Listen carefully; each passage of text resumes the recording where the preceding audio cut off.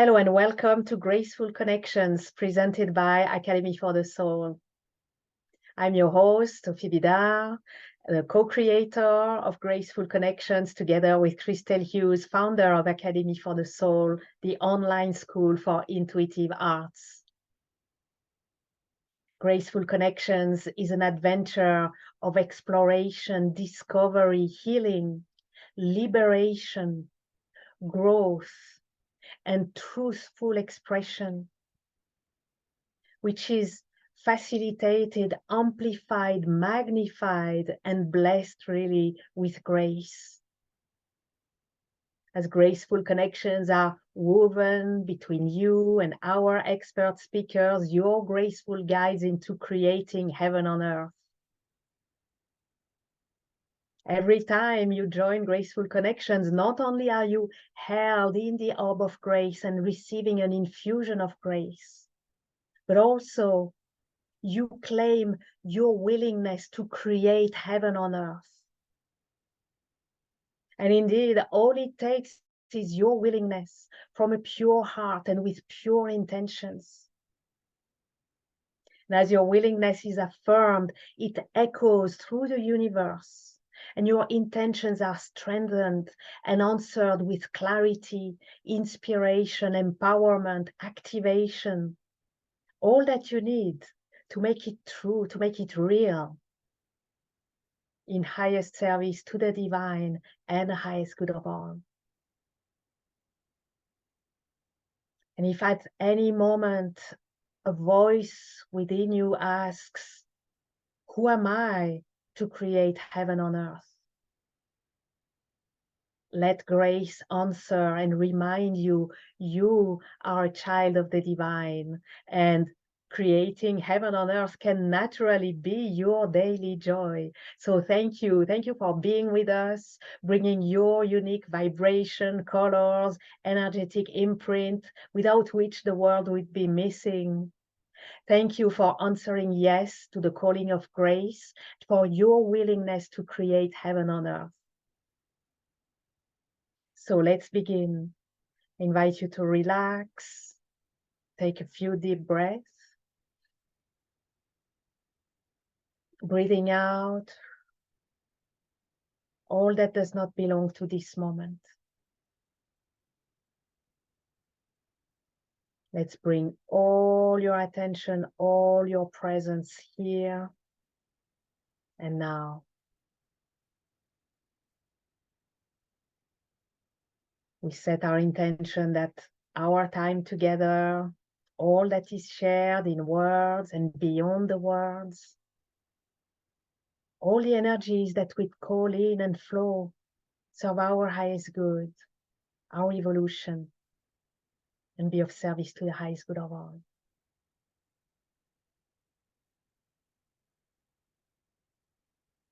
You can decide to open your heart or open it even more and be ready to receive.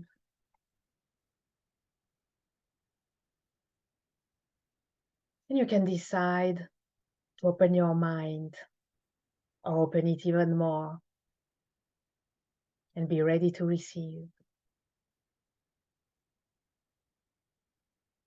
Remembering your connection to the center, to the heart of the earth, and your connection to the center, to the heart of the universe,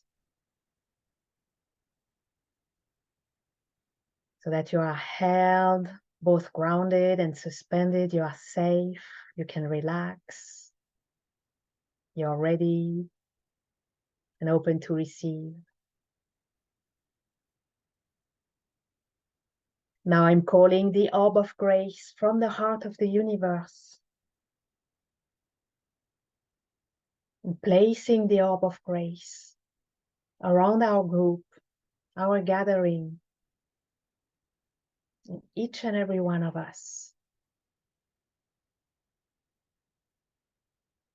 That we be held in grace and infused with grace all along our time together.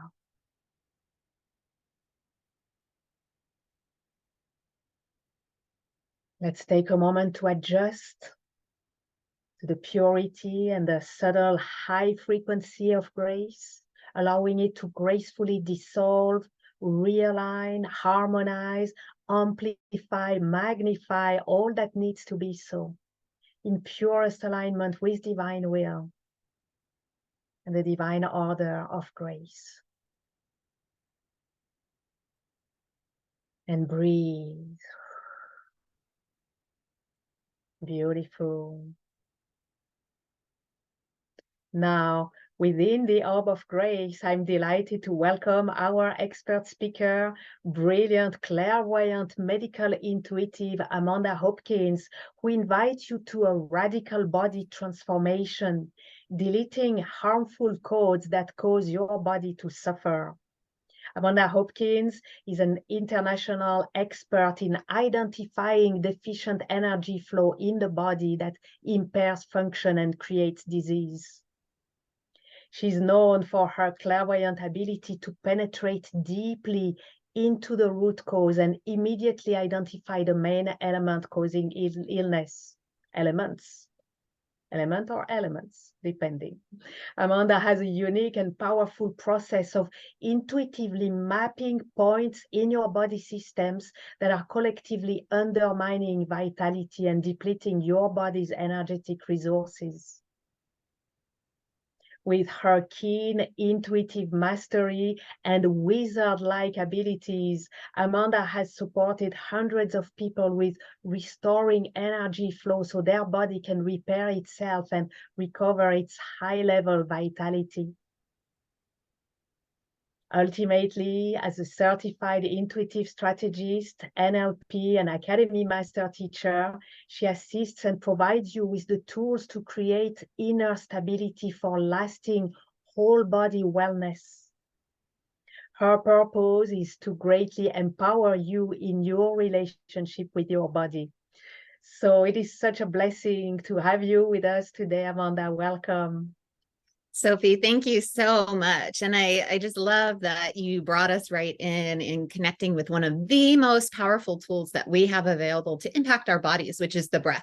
You know, connecting in with the breath, shifting how we're holding our body, our posture, breathing deeply in. That alone can have a major impact on what we're able to perceive, notice, recognize, feel in our bodies. And so, you know, as we were coming in, I just, you know, I was seeing everybody's bodies. I was seeing all of you come in and opening up to a new possibility. And so, you know, it's from that perspective that I really like to explore the body, because there's so much possibility within the body. And when we have a certain experience of constriction or tightness or pain, or our body's not responding the way we want to, you know, so often we go into like, oh my gosh, like, I just want to get rid of this, or I just want this to be over. Or I just want some kind of relief. Right. And so, you know, the invitation as we dive into discussion here today really is to be in that space of possibility that Sophie, you so beautifully set up for us, and open up to what is your body calling forward through you, and these different perceptions of limitation, confinement, constriction. What is that really sharing with you? What is that telling you? What is it that your body is wanting to communicate so that you can actually not just have relief in the moment or for a period of time, but that you can actually dive into the greater soul awareness that's wanting to come through that condition, that issue, and open up to a greater expression of self, a greater expression of soul in your body through that. And we might as well utilize these things that are happening in our bodies to serve us at that higher level. So, you know, that's the invitation. Just stay in that space of possibility, remain connected in with the breath. If we're talking about things and you're feeling like, oh no, I'm getting too heady, or I don't know if I understand, just go back to the breath. Come back to the breath and just settle in and relax into the conversation. You know, this is going to be really beautiful and fun. Anytime we talk to the body, your body just instantly lights up. Right. Anytime, it's just like in a relationship, you know, when we're giving attention to our relationship partner, our partner lights up. You know, we love that. We love the attention that we get. We love the attention when we give it. and how they respond. So same thing with your body. So your bodies are happy to be here. I'm Yeah, we can feel the excitement, the enthusiasm of our bodies. Like, oh, okay, it's all about us today. So, yeah. absolutely. Yeah. Yeah. So Sophie, thank you for creating this space to really honor our bodies, our sacred bodies that serve us in so many ways. Thank you. Well, thank you for joining us in this space. So, everyone, Amanda is going to share her expertise about how corruption codes can be detrimental to your body. Your body as a radiant conduit of soul light, which is meant to guide you in this sacred journey of life.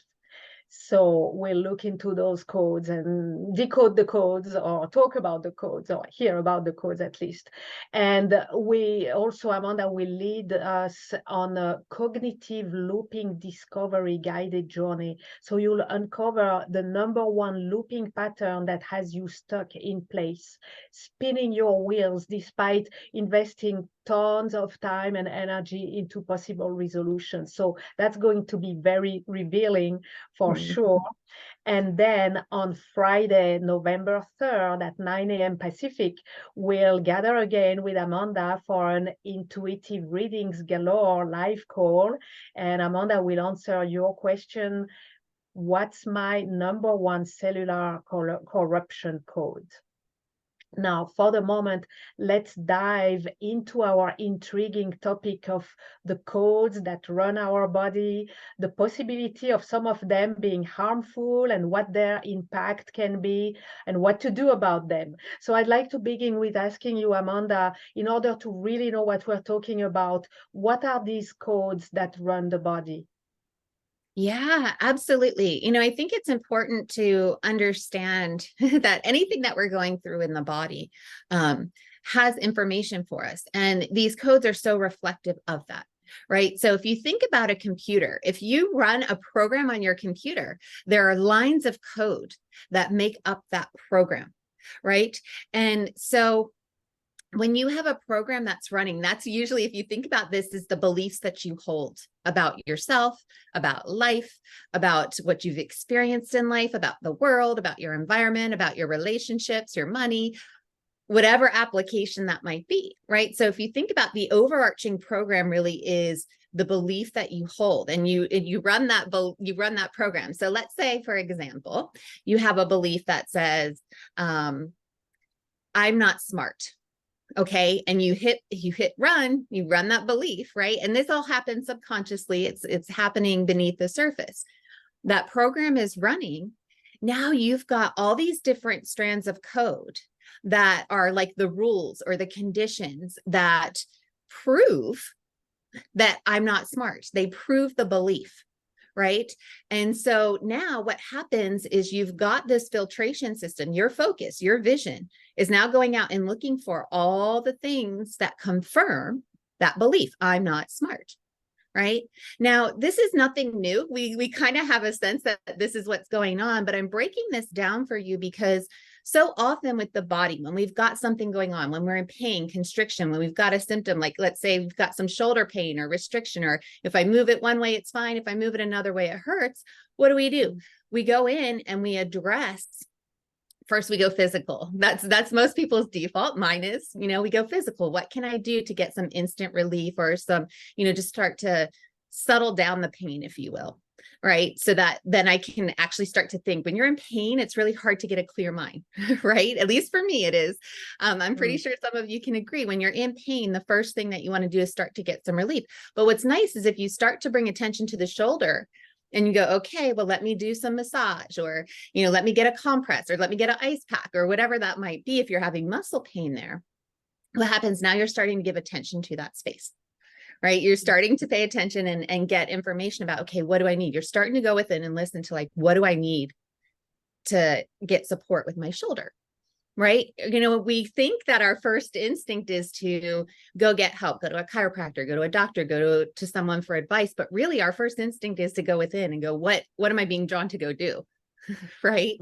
So we first want to acknowledge that is our first instinct. So when you start to bring attention to that area of the body, there's a different approach that we can take. There's actually three major factors that affect our physiology, the way that we're holding our body, our health, our vibrancy at any given time, right? Three main factors. And usually when we are seeking relief, most people address 2 out of 3. So what does that do? It provides some relief, but it doesn't actually get the whole situation resolved. Right? So our physiology is really important to pay attention to. The biochemistry is important. What are we putting in our body? But our thought forms, our mental and emotional states of being, they all have an impact on our body's biochemistry, right? This has actually been proven in quantum physics. So all of that has to come into play. We've got to look at what's going on there. And then the psychological impact of those beliefs. And that's the codes that I'm talking about, right? We've got to address that as well. Now, those of you who are here, I know you've been diligent about doing that. But what happens is that we've got these codes running in our system. And so often the approaches that I found that are taken to help dissolve those codes, they can be a little etheric. It's like, let's see what's going on in here. Let's bring an activation of light in. Let's use these methods that have worked for tons of people, but they're not actually going to that level of the behavioral identity beliefs or the behavioral beliefs that are driving the conditions that are held in the body.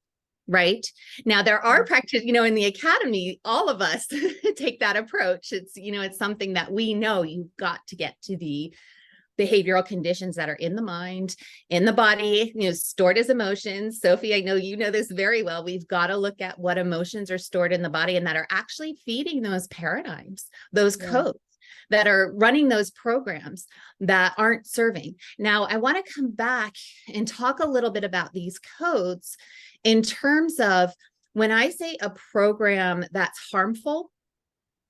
These programs typically aren't malicious initially. They aren't intended to cause harm. And this is really important to recognize. Most of the time, these codes, these programs come together to serve some higher intention, but they don't actually work for you in the highest good of you, right? They like, let's say, for example, let's say I'm going to go with safety because this is a huge one. This is the paradigm where when you don't feel safe, people will shoot their energy out of their body, which really that causes a lot of issues in the body when you're not settling your energy into your body. Causes you to feel tired, lethargic. You don't have the resources to go to issues in the body, right? We get the inflammation when we have an injury because all the blood's rushing in to help heal that injury.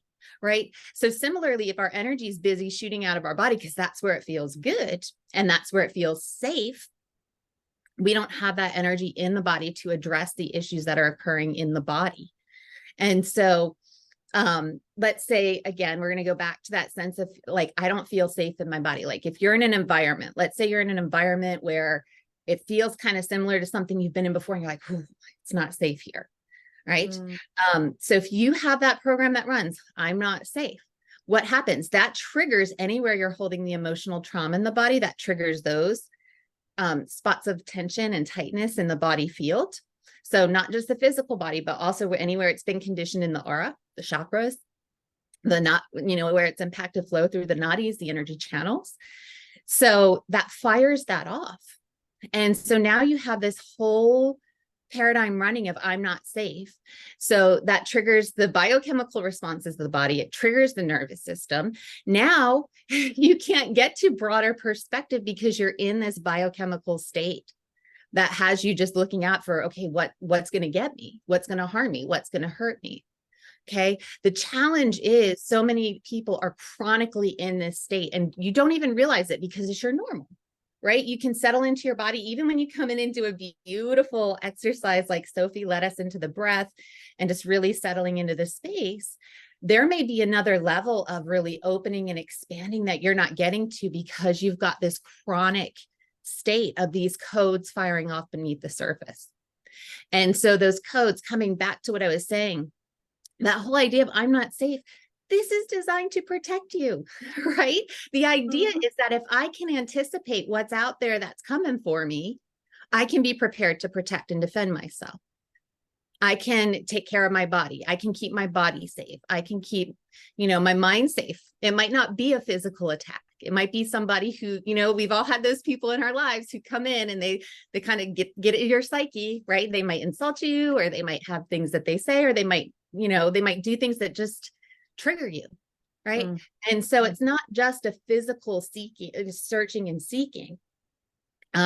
So the harmful impact of that is that it triggers us into those states where we can't actually see clearly, right? It's not, Yeah. we are actually designed to be fully embodied and present in the moment and have our intuition running in such a way that if there is something that is a potential threat, when that comes into space, our senses go up and go, okay, be aware. It doesn't need to send you in a frantic state, right? It's just like, be aware. What's needed? What's being called for here? Right? For me, Right. what I've experienced, and Sophie, you might be able to speak to this, what I've experienced is that as I shift that internal codes, the programs, the strands of code that are running, what's happened is I don't find myself in situations that are tumultuous. I don't find myself, even like things like I find myself being guided to go do my grocery shopping when there aren't a lot of people, and it's just quiet Mhm. and they have the sales for what I want to buy. Like it's Yeah. incredible how we start to Yeah. orchestrate and really step into what this is all about, that flow of grace. That is grace embodied. And so when we start to look at these codes and we recognize the ones that are harmful, there might be a big reluctance to dissolve them and let them go. And so we have to address that. We have to address that up front because these codes seem to serve a higher purpose. So we have to recognize that we need to shift the programs. We need to shift the Yeah. codes that are underlying what's driving our body conditions so that we are still serving the higher intention in a more empowering and inspiring way. And that's what our body's really telling us, right? That's what these different, even little spots of tension or whatever little subtle thing we have going on in our body, if we start to pay attention, our body's telling us like, hey, this could be done differently, right? This, you could have a different experience. Let's explore what's going on here. So, really diving into these codes, recognizing how to identify the programs and the subsequent codes that are playing out, and then shifting those, coming back into that power of choice of like, oh, how do I want to meet that intention? What do I want to have running? What do I want to be present to? That's really powerful in working with the body. That's how we start to come back into power and choice, and we can actually strengthen and be strong in our core and bring the energy we need through our body to serve that foundational transformation. So, Sophie, I'm going to pause for a minute. Are you tracking? Yeah. Is it all making sense? Yes, absolutely. So what I'm getting is that those codes that have all the codes have a higher intention, an intention of supporting us and serving us, and the intention of our highest good. But some of those codes do serve or perform the higher intention in a way that is either clumsy at best or really detrimental, but out of not knowing better, right? Not knowing better, like they don't have the right program of how do I keep myself safe, or whatever is the higher intention. And we need to, while holding this higher intention, we need to reprogram, change the code, or maybe some of the codes, delete them and bring new codes. Some of them, I guess, rewrite them or fix them so that they serve the higher intention in the most elegant, but not only elegant, in the highest way, in the way that really serves us and that is really operational, and that is in our highest good, right?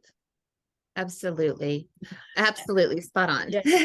So good. So we are clear on that. Now, when they do get clumsy or really detrimental. Even some of them, I suppose, end up being toxic, like in the way they operate into the higher, serving the higher intention, they do it in a toxic way. Is this what you call corrupted codes?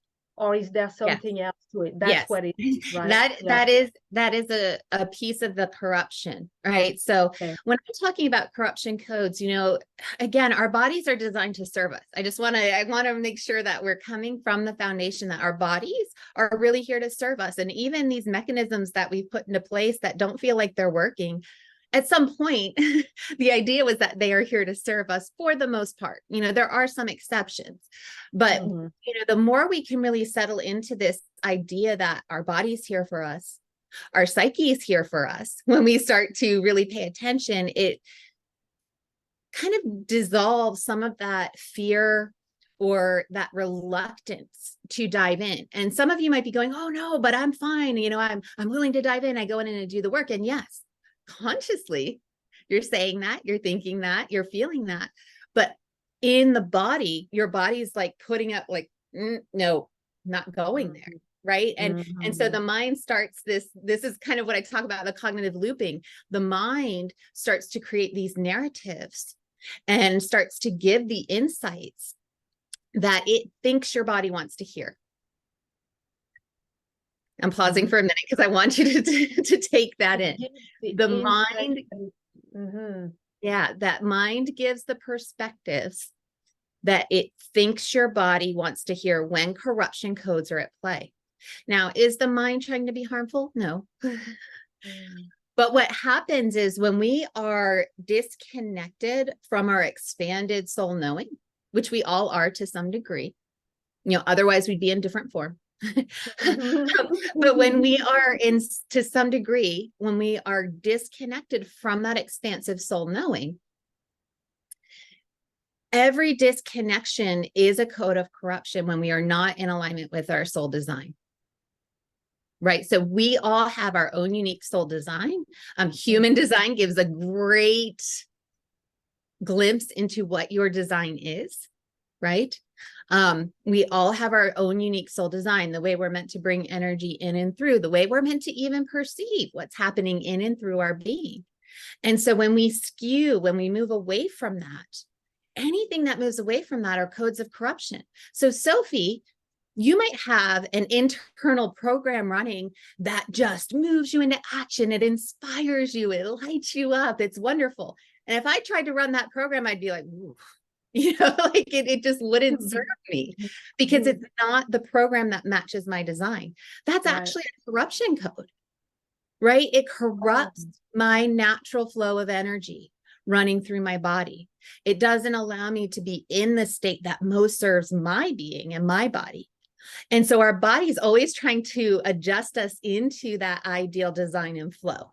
And so if you've got tightness in your hip, what your body's telling you is that, hey, wait a minute, your hip is out of alignment with how you're meant to move energy through your body. Let's see what's going on.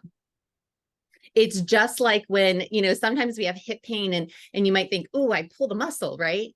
Well, actually, it may be that you need a chiropractic adjustment because your spine's out of alignment and it's pressing on the nerve, which is then making you have pain in the hip. Right. So we've got to get what's really going on underneath the surface with these codes. So that corruption, and that's an intense word because I want you to realize that it's powerful, the impact it has on your body. You know, I don't want to soften the impact that these corruption codes have because I want you to recognize how important it is that we go in, deliberately identify them and shift them. It's so important because if we don't, with the way that the energy is flooding the planet right now and calling us into body evolution, you're going to go kicking and screaming and it's not going to be fun. Right. So we want to get more intense, right? It's only going to amplify what's already going on. It's going to turn up the volume, right? Absolutely. Absolutely. And so, you know, with these corruption codes, I also want you to recognize the tremendous power that you have over what's running in your subconscious. Sophie, I know you know that. We have so much more power and choice than we realize. But when we are in the middle of one of these programs running, we often don't see that. We don't recognize that. We don't perceive that. So we have to go underneath the surface of what's going on and really start to go, okay, what are the codes that I have running? How are they corrupting my energy flow? The reason we look at how is because if we want to shift anything within our being, we've got to have some motivation to do it. Right? Like we have to have some energy behind why it's important to make that shift. And so we want to look at how are these codes really affecting the body so that we have that internal motivation, right? It activates the power in your body to create that shift when you have that motivation, but then also it allows you to recognize where in the body to bring the energy, bring the light, and bring the awareness so that you can have a complete shift. Right. So these corruption codes, you know, they drive, in essence, our habits and behaviors, and the consistency of our habits and behaviors. You know, there's an interplay back and forth. It's a circular system that we have going on within our body. What we do physically impacts us emotionally and mentally. What we do mentally impacts us emotionally and physically. What we do emotionally impacts us mentally and physically, right? Yeah. And determines the degree to which we are open to our sacred spiritual knowing. So many of us have been indoctrinated into specific religious beliefs, familial beliefs that tighten us up and don't allow us to have access to the spiritual knowing that's wanting to animate through our body, right? And so we've got to bring that level in as well. Right. And this is where it starts to get fun, Sophie, because we've got these codes, we've got these ciphers, if you will, in our body that when we plug those in, it brings online a whole new template of being. So if you've done any work with me, or if you've heard me talk before about these templates of operation that we can bring online in our body, we all each have, you know, if you think of each organ, each gland, the bones, your skin, like every facet of our body has a systemic template. So how is the energy moving through that body system? But then even going deeper, well, how's the energy running through the liver? Right? How's the energy running through your big toe? Like there are all these different templates that we can bring online from the micro level to the macro level, the bigger level of our whole body system. And when we bring those online, you know, that's when I talk about ciphers, it's the codes that you bring into the body that actually bring those templates online. Now, one of the ways that I support people doing that is with the spinning symbols. So I spin symbols into the body, and these are so fascinating and so awesome. And sometimes they look like things that we have a frame of reference for. So it could be plant symbols, it could be shapes like sacred geometry, it could be different colors and what we know as symbols that we've seen or that we've perceived. But it can also be, you know, I've seen these symbols where it's like this beautiful multi-dimensional tool that I have no idea how to describe visually, but they're really powerful, right? So they come into the spaces of the body and it's like they light up, they plug in the cipher and they open up the energy flow to those spaces. Well, what does that do? That actually opens up the greater truth so you can recognize the corruption codes. I think of these corruption codes, honestly, they start to form a matrix when they come together. I think of it as the matrix of lies or the matrix of illusion, right? Yeah, because it's not our truth. And yet we try to operate distortion, from it. Right? Distorted perception. Like when you look at something through a filter or something that distorts, that the shapes, instead of being the pure shapes, they're all like twisted, or right? Yeah. Yeah. Or even a colored lens. So you're looking through like a red filter. And so like a blue color might look black, but it's actually blue. Right. Yeah. You're not then seeing things as they everywhere. They're like, oh, it's all black everywhere. Right. Yeah. Right. Matrix of lies and illusions. That's a good formulation. It tells it as it is. Yeah. Yeah. And so many of us are operating from these different matrices of lies and illusion. And that's not to say you've done something wrong, right? That's not a judgment. It's just that you were taught certain ways of being, or, you know, from a trauma experience, you took on certain thought forms and memories and even aversions. So, this is important. The aversions that we hold take up so much energy. So when I say aversion, what I mean is it's like, oh, well, I'm going to make sure I never have to go through that again, right? I'm never going to put myself in a situation where I have to experience that pain. And maybe it's like, I'm just going to take a random example. You were yelled at by dad as a young kid, in that voice and that baritone voice, right? So that might be an aversion that you have to being in a relationship with someone who has a similar vocal tone. It might not even be like, upset or angry, but that vocal tone may trigger that within you, that aversion, right? And that's part of the matrix of illusion and lies, because realistically, dad in that moment, it might have just been a moment that created that trauma experience. And dad might have totally loved you, but that moment created this whole matrix, this whole web of energy within you that now as you go forward and you hear that tonality, it triggers that whole matrix to go, oh, wait, danger, get away, get out, not safe. Right. Yeah. Going back to the not safe, right? So, it's important to be aware that the matrix of illusion that distorts, skews our perceptions, how we identify what's going on around us, even how we identify ourselves or what we think and feel about ourselves, that they are made up of these codes. So we can dismantle them. There's a practicality to going in and dismantling them. So, when we start to think about these things that are in place, it's like, oh my goodness, that's intense. And it could potentially even feel overwhelming. But when you know how to go in and start to make the adjustments to identify what's going on and systematically disintegrate, right? Disintegrate, remove them from your fields. Now you start to come into that power where it's okay. Now let me restore my truth to the situation. And, it's such a powerful journey to come into recognition of how you can do that for yourself. Right? Can you come and get support from myself or Sophie or you wonderful people that we have available? Absolutely. And there are going to be times when you want to do that. There are paradigms that we are holding in our energy fields that sometimes we need that added support, the energetic support, the outside perspective. Again, when we're running inside of that program, we're not necessarily seeing all the nuances of it. But there are also times when you can go in and go, okay, like with the computer, you can do like a cleanup on your computer, and your computer goes in and identifies the codes. You're not going in and manually doing all that. Your computer's doing it itself. So that's what we want to think about for you. Like you're able to go in and make those shifts for yourself as much as possible.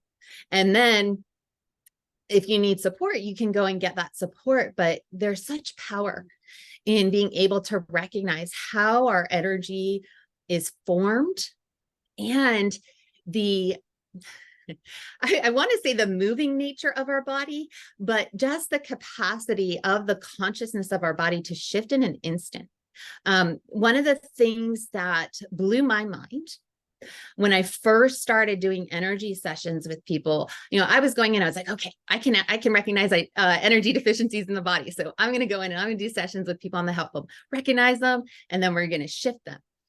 And what I kept coming back to in these sessions was that when we started to dismantle the corruption codes and then go into what were we going to bring in to replace, when we went to that space of expanded soul awareness, not only with the specific corruption codes that we started working with dissolve, but these whole big paradigms and constructs would start peeling out of the energy fields. And that blew my mind.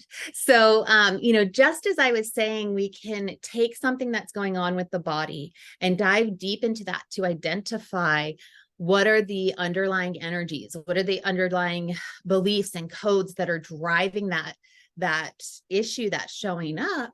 Similarly, as we're going into that one program that has the lines of code, we can actually start to recognize other programs that are similar, that are related, that are intertwined. And we can really dismantle tons of these programs at once. You know, I see them pop up on a Yeah. screen in my mind's eye. And it's just like delete, delete, delete, delete, delete. Right. This is what I'll see when I'm working with people. Yeah. And it's a process that I sometimes walk people through to even bring up that screen for yourself.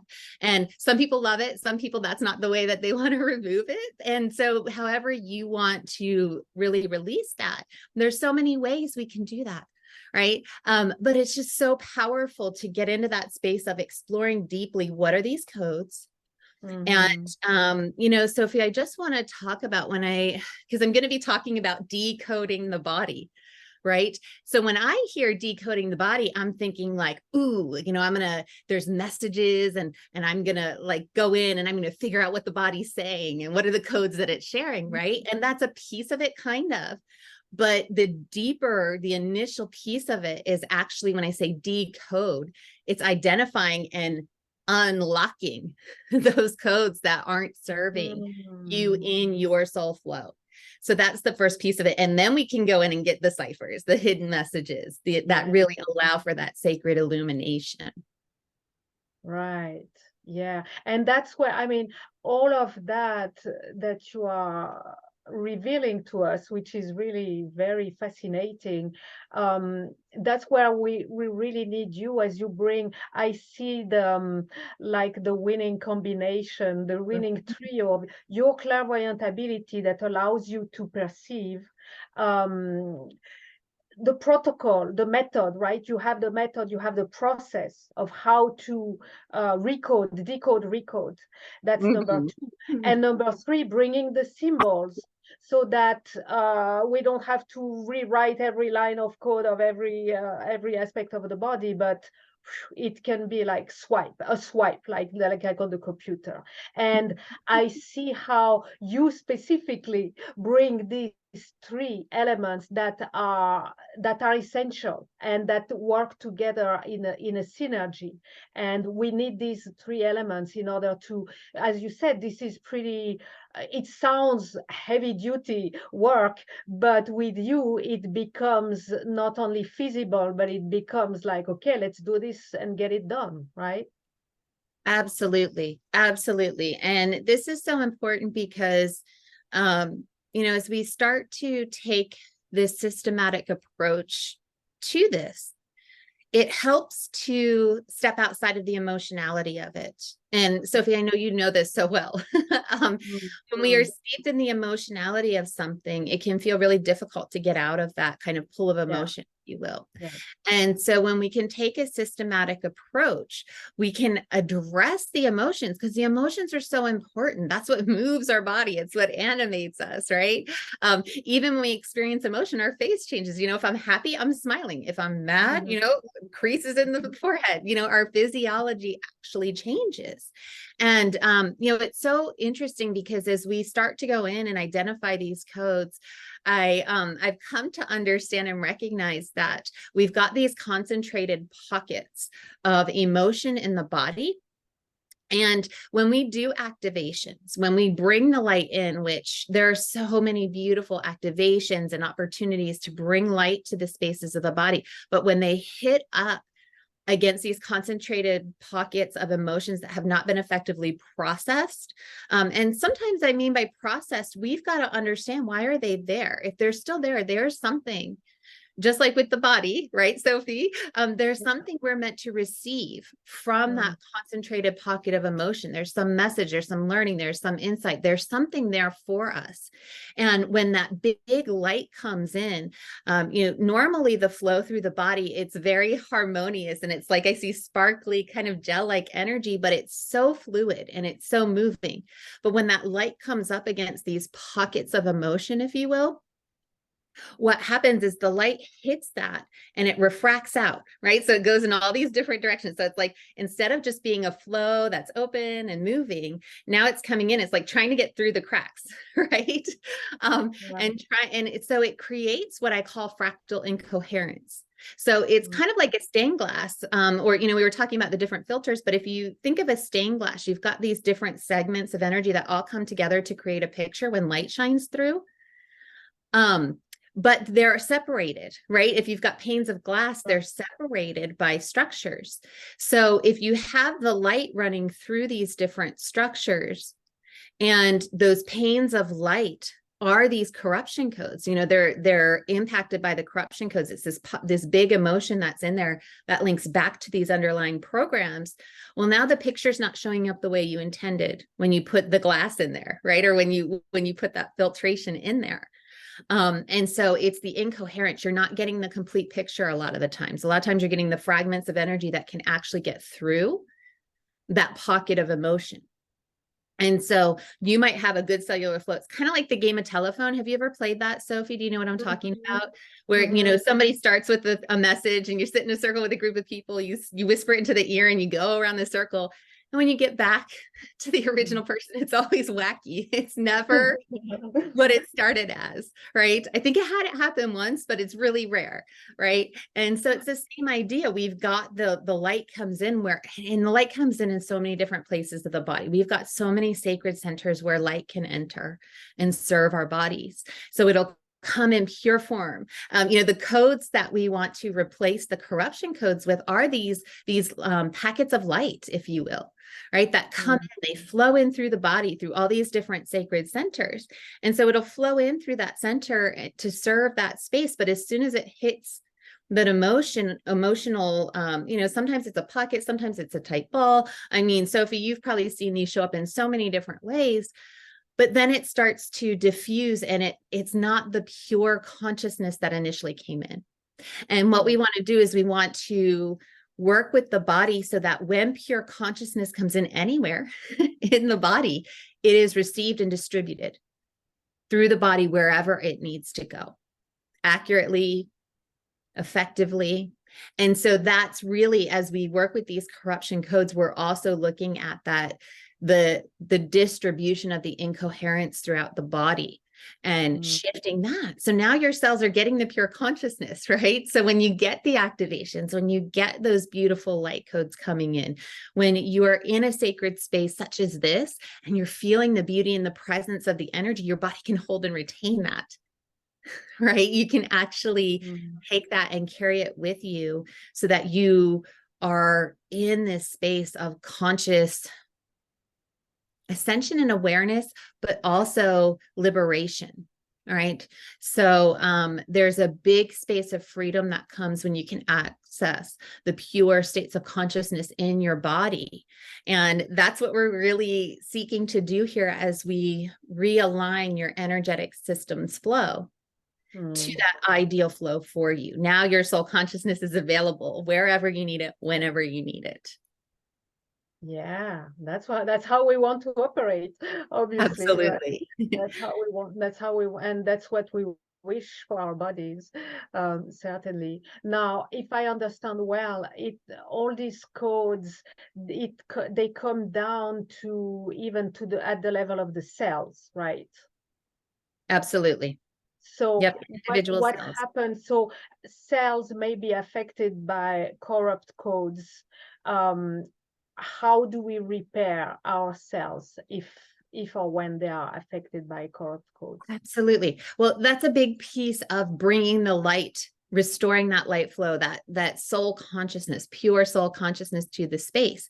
What's really awesome is that as we dissolve the corruption codes and we bring the new codes in, that's the biggest support for repairing the cells. But we've got to do this at a physical level and an energetic level, right? We've got to do it in both ways. So a lot of times what happens is that we may address the physical, we may address the energetic, but we don't know the magic formula for pairing that together, right?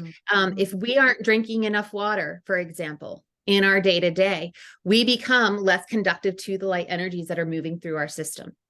So drinking enough water is important, right? If we are clogging our system with foods that our digestive system does not like, and the foods that your digestive system likes, Sophie, are different from the foods that my digestive system likes, right? Different from anybody else's, right? So, eat your veggies. How many of us have heard that? Well, there are certain veggies that you may or may not digest well, right? There are some that you're going to be preferential to in your physical body. based on your design. These are things that we have to understand and know. It's part of the cellular repair. But there is a magic formula for the cellular repair in terms of we've got to be proactive. We've got to be doing the work. We've got to allow the right amount of rest and recuperation. But we also have to recognize this is such an important piece of cellular repair and growth. When something happens in our world, so like for me, when I first learned, oh, you can read energy deficiencies in the body, it was a very tough time for me. I had a family member who was extremely ill, didn't know what was going to happen, if she was going to come through it. It was very serious. And, I could have been like, oh, I can't work. I can't be focusing on energy deficiencies. I've got to be there for this person. But what actually happened was I dove into it. I'm like, oh, how can I use this for this person that I care so deeply about? Yeah. Right. Well, what happened? My cells repaired. Why? Because I came into a flow of my gifts opening within me. I had been having just like, I was exhausted all the time, like just so exhausted. And I was the fairly new mom, but I was to the point where now my girls were sleeping through the night and I was still just like completely wiped out. What happened was when I started to, and I even had a blood test where I could look at the blood cells and see the shape and how they were moving. So this was really fascinating. It just, I don't know, I was intuitively guided, I guess, to do this. But what happened was as I leaned more into opening up to this capacity to read energy deficiencies in the body, my cells, they kind of unglued more, right? They separated out more. They became more holistic. They were moving more fluidly in the cytoplasm. It was incredible to watch what was happening with the cells from this perspective. And so the cellular repair can come from when we step into that sacred space of aligning with what's wanting to move through us. Had I not done that, I imagine, I don't know, thank goodness, I'm glad I don't know. Yeah, But had I done that, what I imagine is that those cells would have stayed, it was almost like they were stuck together. Initial test, like, some of the cells were kind of trying to move together and they were clumped together and it was just so much more static. And so, the live blood analysis is really fascinating. It can really give you clues as to what's going on with your blood, which can give you clues about your body. And what I can tell you is that based on my experience with it, what we put in our body, what we surround ourselves with, the ways in which we tend to these codes that are driving our psyche. All of these are important factors in the condition of our blood and in that cellular repair. They all have an impact. So as we start to go in, here's what I'm going to take this a little deeper here for a second, Sophie. So when we start to address the corruption codes, so let's say I have a belief that I'm sick, right? This is like a foundational belief that you don't even realize is running. I'm sick. Some people seem to get sick really easy. Some people seem to be healthy a lot. They hardly ever get sick. Right. So let's say somebody has a belief of I'm sick running beneath the surface. And that's playing out for them. When you go in and you go, oh, I found it. That's a corruption program. What are the codes? Let me dismantle and clear that up. When you clear that up, you are no longer fulfilling that program. You are no longer taking the actions, doing the behaviors that aren't going to serve your body. So somebody who has this underlying belief of I'm sick, they might not be consistently getting adequate sleep. And maybe they even go to bed at the time they should, and they wake up in the morning, their alarm is the time it should, but they don't sleep well throughout the night. Sleep is such an important factor in our body health. And so, and even our mental state, really, I don't know about you, but I know me, if I don't get the sleep that I need, I'm cranky, right? I'm agitated. And I'm blurry. I'm all blurred in a fog. That's how it goes. Yeah, and that can happen as well. Our mind can't be as clear, And so I know if I have any inkling of that, I'm like, 10 minutes meditation, you know, like let's shift the energy. But, you know, it's just coming back to that importance that we may not realize the insidious ways that these corruption codes are playing out and actually driving our behaviors. You know, if you've ever tried to, dieting and losing weight is a big thing, or gaining weight. You know, some people have the opposite issue where they don't weigh enough. You know, you might know all the things to do. Like, here's my plan. Here's my exercise plan. Here's my food plan. Here's my sleep plan. Here's my self-care plan. And yet maybe you do one of the four effectively, right? There's an underlying program that doesn't have you act, or it could be a combination of programs that has you not doing the behaviors that really serve you. And so we've got to understand what these are, because they have an impact on your physical body. Right.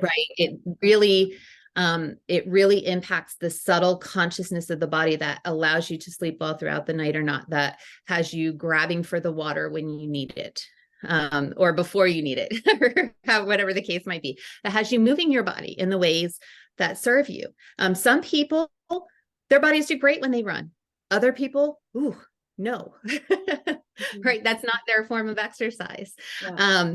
You know, so I think it's just really important to recognize that when we really address these codes and we look at the level of the body and we look at the level of what's going on mentally, emotionally via these programs, and bring that sacred spiritual opening that gives you that pure soul awareness back into the body, now you're equipped with the skill sets and the capacity to radically transform how your body's showing up for you, right? Your body is always showing up for you. The question is, how is it showing up for you in this moment? And do you want that to be different? Because you have the power and choice to make it different. Sometimes we believe we don't, if we've tried all the things and nothing works, right? Do you have that program running? If you have that program running, that's the first one you want to start with, right? Because we want you to be able to create the shifts, the consciousness shifts of the body that are going to serve your vitality. Right. Yeah. So what I'm hearing, and you're gonna confirm, is that correct or not? What I'm hearing is that this relates to how we shift from having our focus on seeking relief, which means we have our focus on body issues and we are suffering, and we are attending to it, shifting from that into how we having our focus on generating vibrant wellness in our body. Is that what's going on there? Absolutely. And, you know, I just want to clarify, that doesn't mean we ignore what's going on in our body, right? Yeah. But we use our focus to go, oh, okay, something's going on in my shoulder. I mean, a couple weeks ago, I was having horrendous pain in my right shoulder. And, you know, I went and I looked, I said, okay, what's going on? And one of the things I had to clear was, when I was a kid, I played sports and I was using my right arm so much more, and I am right-handed, but I was using my right arm. I pitched for softball. So there's a lot of repetition and movement and throwing and things with my right arm. And that was a piece of what I needed to address. That was happening there. But then also I looked at what is the consciousness of what's occurring there. So I did bring some focus and attention to the shoulder as an avenue to go deeper, right? So we can bring our attention to an issue to go deeper. What we don't want to do is really have our focus on how I'm not feeling well. Yes. Or I'm tired. You know, if we repeat these mantras, again, these deepen the grooves of the programs. It's like strengthening the program. Every time you repeat these mantras, it's like you're upgrading that old program that you don't want to upgrade. And so, you know, it's important to be aware that we can address what's going on in the body. We don't want to ignore it. You know, it's just like a plate of food in your house that's sitting out. If it gets moldy, you want to throw it away, or maybe you want to get rid of it before it gets moldy, Yeah. but you don't want to just leave it sitting there, right? We want to address it, but you take the action, address it, and move on. You throw out the plate of moldy food, or you throw out the plate of food that's not going to get consumed, or you put it in the compost, right? And you move on. You take care of it. You don't keep thinking about the plate of food. Right. Yeah. Right. So similar with the body, we want to have our focus on, as we start to shift the corruption codes, that actually allows us, like you were saying, Sophie, to have our focus on fostering and creating vibrance and radiance and the light that emanates through our eyes and our skin and that really brings our soul beauty or handsomeness, whatever, through us into expression. And so the more we can work with these underlying programs to shift our focus, then we can recognize what isn't in alignment with that focus. So now we're not going, I've got these things going on in my body that I've got to fix. We're going, ooh, what's going to get me one step closer to vibrance? Ooh, talk to the liver. got some stuff going on, got some clogs in the liver. Yes. Let's unclog the liver, right? You can start to get to what's going on in the body from that perspective. And so that, ooh, as I work with the liver, now I'm bringing light to the liver. That's going to really affect the body because that helps the blood be healthier. It helps elimination of toxins. Yeah. And I mean, just hundreds and hundreds and hundreds of functions that the liver serves. But that's just an example of how, when we are focused on how do I create more vibrance, we are guided to the places of the body that are going to create the most efficient and effective shifts that are going to allow, just as I was saying, when we go to the spiritual and the soul, the pure soul awareness of self, it allows these constructs and these energetic programs, so many of them, to dissolve all at once. Similarly, when we are guided to what's going to bring us closest to our next expression of vibrance in the body, that can allow things that are going on at the physical level, multiple things, to shift and transform. And I know this is true because I've had people in sessions say, oh my gosh, the back pain I was feeling feels better, but also my hips are opening up. Oh, and the throbbing pain I had in my big toe is now a dull ache, like it can soften it up instantaneously, or it can completely eliminate. Some people, the big toe might be gone, that pain, right? But you can, I hear people in sessions or, even group sessions all the time. They're just like, oh my goodness, I feel this moving, that moving, this moving. So, really bringing that focus to creating vibrance and releasing the codes that don't allow you to retain that focus can have a huge impact in how your body is moving, flowing, being, expressing for you. Yeah, absolutely. And I love, I'm seeing really two images in parallel of a contrasting of attending to the pain, to the suffering, and we can get so caught up in this. It can turn into, if we go to the shoulder that you were mentioning, it can turn into being so frustrated with this shoulder, and this shoulder is just always giving me pain, maybe even going to the point of hating the shoulder. And with that, we are just throwing oil on the fire and making it even worse. So we can get so caught up in that mode of operation. But I see the contrasting with the same thing going on with the shoulder, pain in the shoulder, the flip side of it, of how can I bring light to my shoulder? How can I, right? And I can see clearly, it's like a totally black and white, opposite polarities of how we handle our body. And we certainly, it feels so not only relaxing, but replenishing, nurturing, caring. It feels so caring to have that approach of, even when it's a pain or disease or something going on that's unpleasant, to approach it from the perspective of how can I bring more light to my body. What I'm hearing is that this is I mean, we're talking a lot about self-care, and we know that self-care is very essential, but this is such an ultimate degree of self-care for the body. That's what I'm perceiving as you're talking. Yeah, it's soul care, it's body care, it's self-care. Yeah, so self-care, if you want to think of it like that, it's, our bodies are wanting to express our soul through them. And Right. Wow. Yeah. soul is always, this is an absolute. I rarely use absolutes, but I'm going to use it in this case. Always seeking to express more fully through our bodies.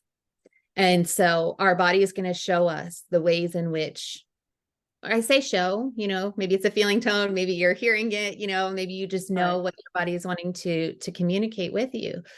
But our body is always trying to communicate with us what needs to occur in order for us to bring more of that soul expression in. And, there's an interesting paradigm that came up recently for me, is that for some people, I was talking about this whole idea of putting so many resources into getting support, being, making the shifts, making the transformations. For some of you, especially if you're the one who's always the giver and the doer and the one lending the support, part of your journey may be dismantling and dispelling that I've got to be the one lending the support. It might be opening you up to receive. And so that may, from a physical perspective, that may be why you're finding yourself going to different people to get chiropractic adjustments and massages and touch work, and that connection that nurtures your body, because it's a reflection of, as your body's nurtured, your soul is nurtured to come into your body.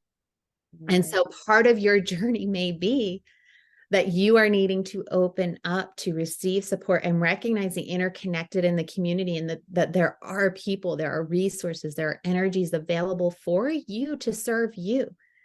So even though it might feel like you're putting money into that, the exchange is actually so profound. Like the investment of the exchange, like what you're getting in receptivity of that confirmation that the divine is here for you, that you are being guided to the people who are here to serve you, to nourish you, to nurture you, to support you, is so powerful, because that brings you into the deeper connection of divine internally. It allows you to become what I consider a pillar of light, right? Where you can activate and open the sacred centers of the body that allow you to have that direct connection to divine, so that you can recognize, ooh, when I go to see these people who have this capacity to run brilliant light energy through their hands, yes, I'm going and receiving that. Right. And that is like a powerful, like you can't put a price tag on it kind of service, right? Yeah. So, the more we can start to shift our perspectives and recognize how we've already been paying attention to our bodies and taking note and taking action and being guided by our bodies, that also goes a long way to supporting us and recognizing just how profound our soul connection is in our body, and can drive us even when the mind is saying something else, or when a program is trying to override that soul wisdom. Right. So when we bring our soul wisdom in, it has such a power that it can override the programs, but that takes a lot of effort, right? And we want this to be easy. We want this to be fun and joyful and brilliant. And we want to come together in spaces where we're just like so caught up in a grand vision of things that it pulls us into that, and it uplifts us collectively, right? And the body just loves that. And so that's really kind of, if you want to have a vision, if you want to have something to feel into, to step into, to envision into, I would say play off of that, expand upon what your ideal would be. Let yourself dream and imagine and envision, and then go back to your body and go, okay, what needs to happen for this to happen, right? What needs to shift? What do I need to release? What do I need to bring in? And let yourself be guided in that process. Yes, absolutely. Yes, and well, talking about being guided in the process, you are here to guide us in the process of decoding the body for vibrant body reclamation. So that's what you have created, a wonderful offering. That's a brilliant transition. That is all about decoding the body, and we want to hear all about it. So everyone to follow, you can go to gracefulconnections.com/Amanda2, or simply just scroll down the page to discover Amanda's special offer, Decoding the Body. Amanda, please reveal what you have created for our audience.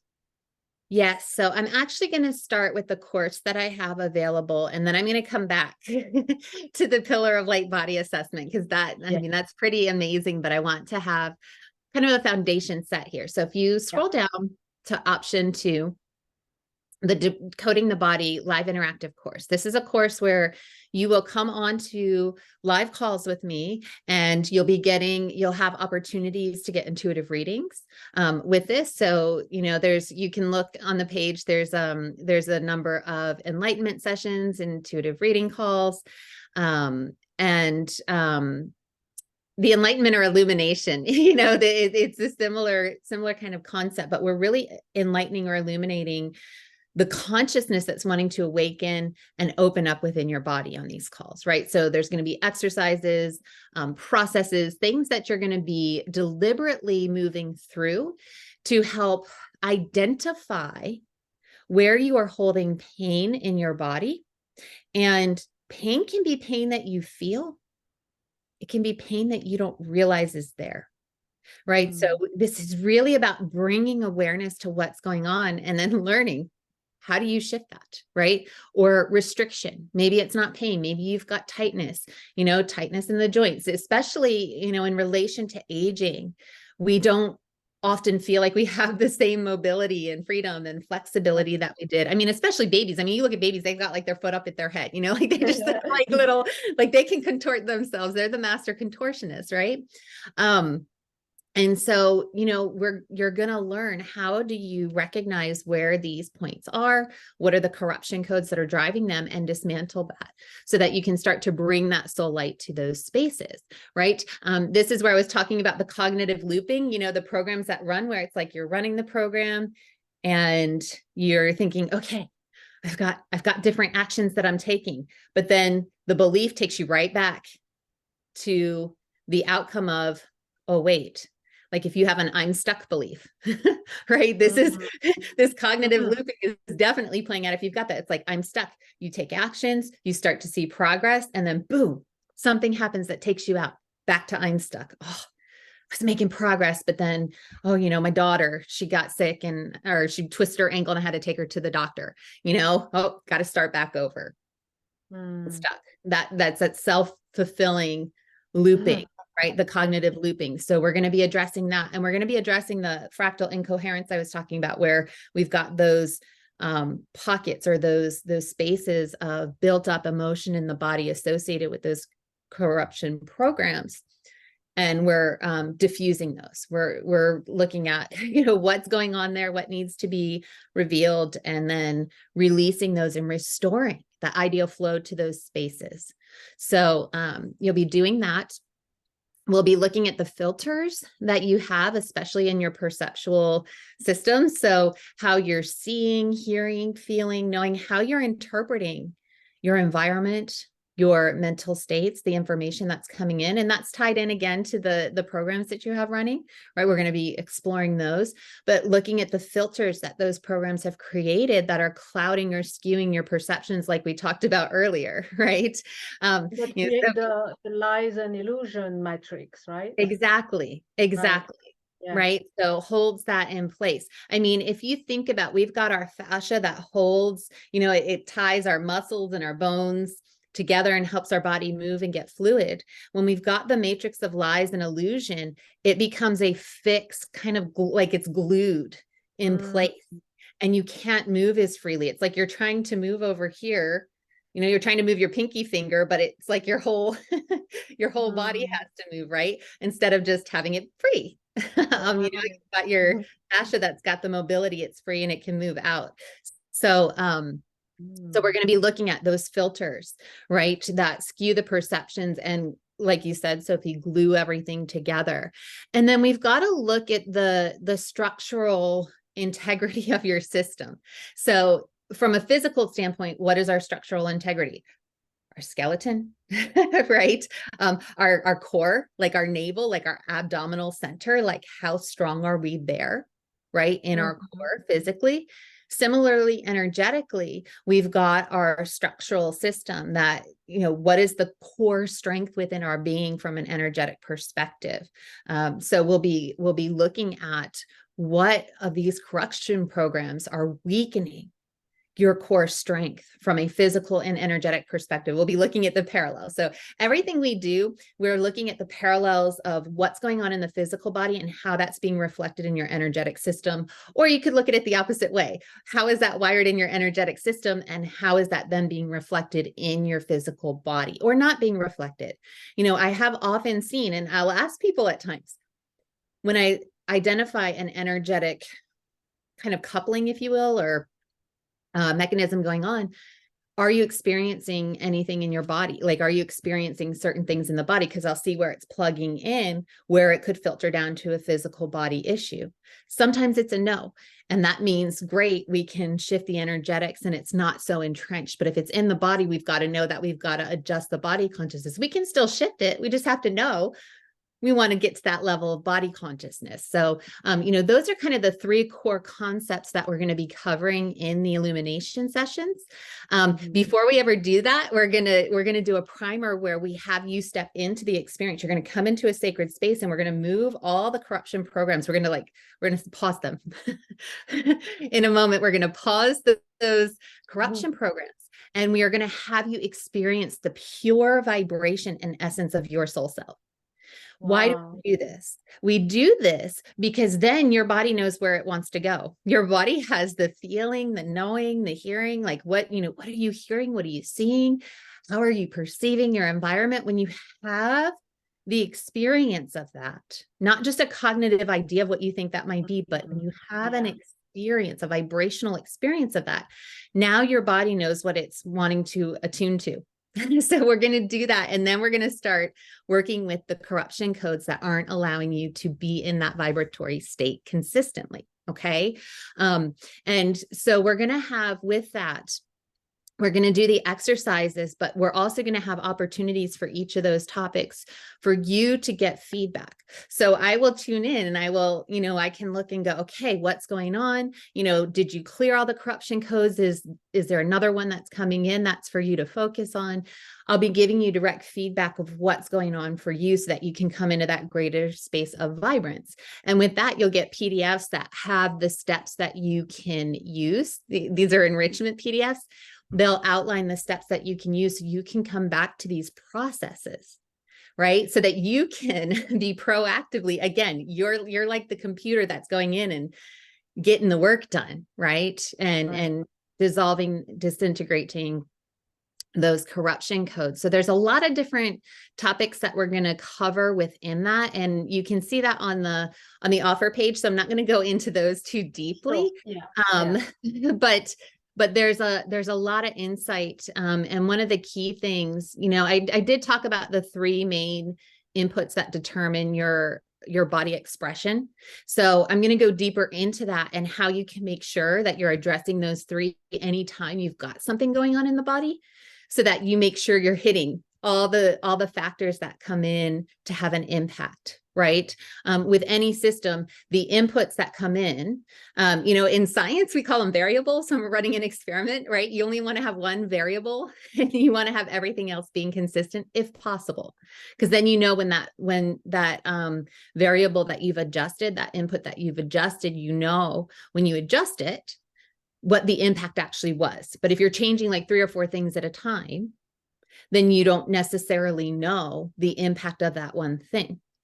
However, what's really cool is that when you are wanting to have a certain outcome, you can actually change all the variables at once, knowing that if you hit each variable or each input, that's going to have the greatest impact on the whole system, right? So we're actually utilizing that to just Mm. have ultimate efficiency to bring you into that greater space of vibrance. So we are going to be covering that. And then the other important thing that I really want to talk about is the body appreciation, right? We all know, love your body, appreciate your body. Your body does so much. And it's one thing to understand that. It's another thing to actually live it, right? Yeah. So we want to get to what are the perspectives that you can hold in your body. I mean, when your body's in pain, the last place you're going is to appreciation, right? You may even be going to, oh no, my body's in pain, I got to take care of it. So you might have compassion, but you're not necessarily appreciating the pain. You know, that's a bit of a leap consciously. So we want to start to look at that relationship between body appreciation and, you know, as you were talking about, Sophie, really coming from a perspective of bringing light into the body, because when we have our focus of bringing that vibrant light, that soul light through these spaces, that automatically takes us into the vibration of appreciation. It's like, oh my gosh, my body can do this. What? Right. So it's like this excitement, this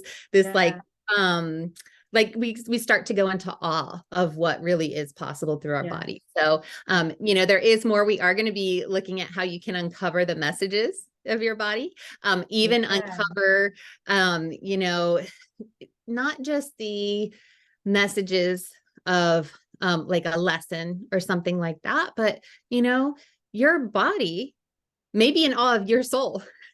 So we want to see what are the awe-inspired messages that your body has about your soul as well, right? So we really want to shift. This is all about shifting the body consciousness so that you are attuned to recognizing what's driving your body expression and what you need to do to shift that in a very practical way that brings in the magic. We want to get to the magic. We want to be open to the magic, right? Yeah. Absolutely. So it's funny speaking of because I magic, was just hearing we want to bring out the best of our body, and that's when you said bring the magic. So that's the word. Yeah.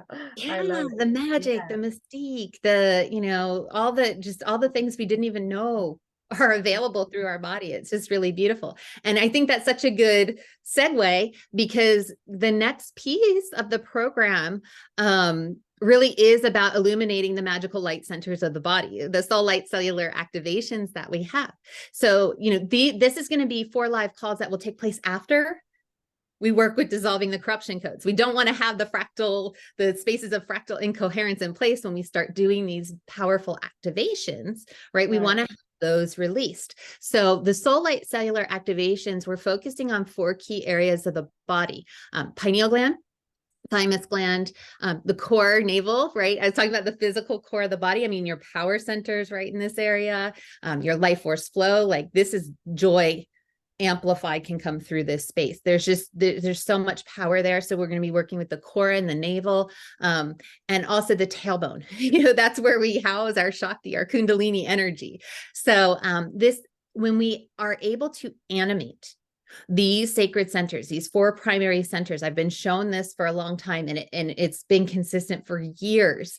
This has not changed. It will not change. When we animate these centers, it creates that core strength, that core foundation of light. So when you've released the weakening agents, right, from the core of your body, when you've created that stability, we are now going to amplify and increase in a major way the light that we can bring in through the body, which in turn is going to even more effectively strengthen our core energy flow through the body. What does that mean? That brings more energy to the cells, to the individual cells, to the systems of the body, to increase the efficiency, the effectiveness, but also open ourselves to expanded states of consciousness that really allow us to even tap into potentialities that we might not even know yet to be possible, right? So we're setting the stage for that foundation by bringing this light through our sacred conduit, through our center.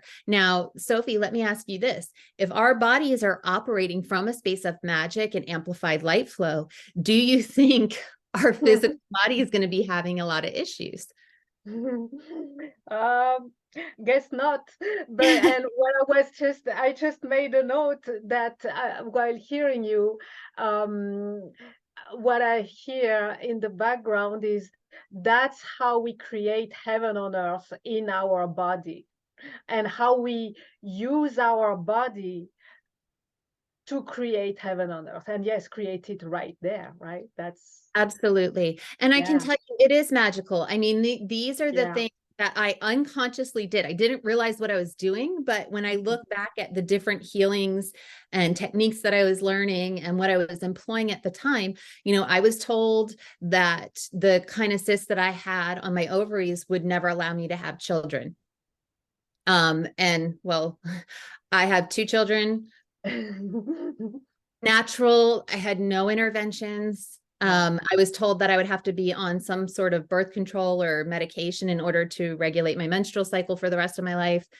Handled that within like a month. It's, Beautiful. there's magic that can come through the body that Yeah. can defy. I mean, the professionals who told me these things were very kind individuals. They were at the top of their field. They didn't have malicious intent, but they based on what they had seen and what they knew, this was the outcome.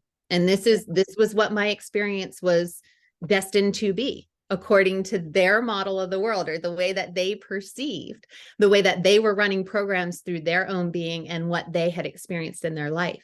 But for me, within my being, my soul said, that's not your reality. That's not going to be your reality. Right. And so there is the capacity to bring the magic in that can actually shift what is happening physically in the body, so that it is not the same as it used to be.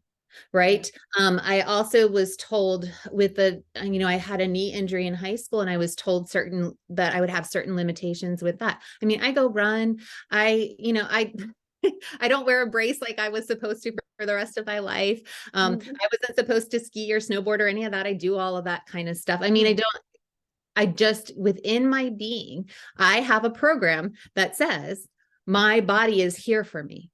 Yeah. And my body is healthy and strong, right? And so it lives into that to some degree. Now, there's still other programs that can kind of offset that a little. And sometimes I have to go get those, right? And go, okay, what's going on? What's behind that? What's driving those programs? And work with that. And so, what I've done is I've actually taken what I personally do, and I've put it in a format that you can use. Right. Yeah. I've taken what I do with clients, and I'm putting that in a format that you can use and employ, because there is nothing more powerful than being able to shift the consciousness of your body and feel good in your body. Right. Not having to linger in illness or physical pain or restrictions and limitations when you want to go be out in the world doing things. Right. But then also taking those times where you are in the limitation or the constriction, that might be a time for you where you're meant to be going internal. So being able to recognize, what's going on through your body, and recognize that, okay, this time is my sacred time. This is my sacred time to really be with me, to be with my body, to be with my soul, and to open up in a new way. So there's another piece to this, Sophie, that I've offered up because I love, and Sophie, you've done plenty of interviews with me, so you know this about me. I love exploring the depths of the body and what's going on in the different systems and what we are experiencing. The sacredness, like what is the sacredness that particular system or body can bring through us. So what we're going to do is we'll have an audio series that I'm going to be taking you through. You'll get these downloadable audios that really is all about exploring what the system does from a physical perspective in your body, and then looking at the parallels. What is that parallel energetically? And then what is the sacredness of that system as it brings that light through you? What is the light? What's the potentiality from a sacred perspective with that system? And then we're also going to be looking at how does that relate to our auric field and our chakra system? So looking at the energetic connections between our energetic makeup. So that's more of an exploration and a discovery about the different systems. And, when you have, for example, something going on in your immune system, oftentimes you can recognize, like, if your immune system is compromised, so often that relates to, I'm not setting healthy boundaries. I'm letting people in when I shouldn't. I'm saying yes when I should say no, right? That's just one kind of example, if you will. But we're going to do this with 9 different body systems, right? So really fun exploration through the body. So if you're like me and you love exploring the body and exploring systems and the sacredness, and that's Story going to be sacredness, really fun. yes. Yeah, that's going to be a really fun added Yeah. piece of this to help give you some insight. It's always nice when we can have some knowledge and awareness of, what these, we can come into appreciation again, to what these sacred systems. I mean, when you look at the design of the body, it's like, wow, like who could come up with something like this? I mean, we're trying to mimic and create artificial life, but I don't know, man. It's amazing and complex as our bodies are. There's just so much going on, and it's just so divinely orchestrated. It's just really stunning. So this is a way to bring us into that greater space of body appreciation, and then also recognize how we can use things like when we go into the respiratory system, we'll be talking about the sacredness of the breath and just how powerful it is to evoke not just physical adjustments, but mental and emotional as well, right? And open us to the sacred spirituality of self. That's why when we meditate, what do?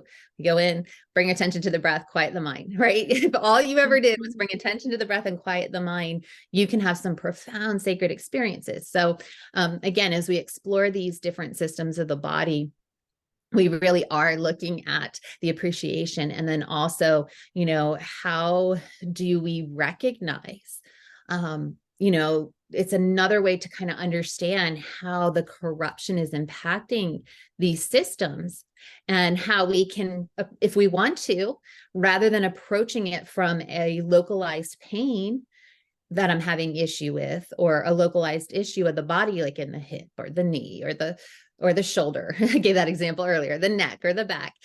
We can start to come from a perspective of looking at, oh, well, let me explore what's going on with this system of my body, right? And recognize what's happening in it. It's just a different approach. It's a different way to focus your mind and energy to maybe uncover things that you wouldn't have otherwise uncovered in a different way. So that's what we have. I mean, it's really exciting. I can't wait to share all of this and to bring it to you, to get you your direct personal feedback, right? And also to take you on this exploration of the body. So that's the program. And all of this is option 2. That's yes. That's a magnificent option 2. Yeah. Yes. And so that's going to be included with what I'm going to talk about now if you get option 1. Yeah. So if you get option 1, you get the course as well. So either option you get, you're getting that course. But with option 1, what you also get, I'm going to be doing an body energy reading, right? So I'm going to be looking at your body, and this is really looking at, what does your pillar of light currently look like, right? How animated and activated is it within you? And how do we really move you into that spectacular pillar of light that you truly are? Right. So I'm going to be reading some specific things for you. So we're going to be looking, the 4 sacred centers that I was talking about. I'm actually going to be assessing the condition of those for you, and, helping you to have that awareness of what are the adjustments that you need to make. And then you've got the soul light cellular activations to go in and guide you through the transformations. Right. So that's one of the things that we're going to be looking at. That's going to allow you to become that strong conduit of light, where that pure soul consciousness, when we talk about the pillar of light, it's the capacity to bring pure expanded soul consciousness through the body, direct to cell, right? And to allow that to be ever evolving. So as you open and evolve into an expanded state of consciousness, and then that wants to increase, it's just automatic. That's what we're striving to do in becoming this pillar of light, right? So we're going to be assessing the things that don't allow you to be that pillar of light. So we've got the 4 illuminated body sacred energy centers that I'm going to be assessing for you, the main source of corruption code. So I'm going to be looking in and seeing where within your body energy system are those corruption codes originating. Okay. So we're going to be doing that. Top 2 primary sacred soul tools. You're divinely designed to activate and use. Now, we all have different ways that we run and move energy through our body. You have unique tools that you use. So we're going to identify 2 that are really specific and precious for you. Okay. These are kind of like how I use symbols, but we're looking at, are you meant to bring crystalline light frequencies through your hands? Are you meant to run energy through your feet and transmit that out into the earth? And then it connects with people from the earth and comes up through their feet. Like, what are the tools that you're meant to use? Okay. These are really, really sacred and special and unique to you. So we'll look at, are there color frequencies? Are there sound tones? Is there light? What is that for you? That's going to serve your pillar of light first and foremost, right? So whatever we open up for you is going to serve you, and then you can share that out for others. Okay. So there's that. The structural and spinal micro realignments that will strengthen your foundation. So we want to look at the condition of your spine and anything that is part of the corruption codes. We're going to look at what is drawing you out of alignment, so that we can bring you back into that continuity, right? We're looking at the continuity through those sacred centers of light. So I'm going to be identifying that for you. And then sacral upgrades. So we want to have your creative center open and flowing and moving. So much that has been shut down for everybody, right? So we want to see what's that next degree of opening that we can have for you. So I'm going to be looking at what are the sacral upgrades that you specifically need to unveil that creative soul flow, which can unleash when you become the pillar of light, right? You can unleash that fully as a pillar of light without filtration, without holding back, without feeling like you have to stuff it down. Okay. And then the last piece is your vibrant body cipher. We're going to reveal that. So cipher is the hidden code, right? So we are going to go in and we are going to find what is the hidden code, which when employed in your body will activate your vibrant body template and bring that online within you.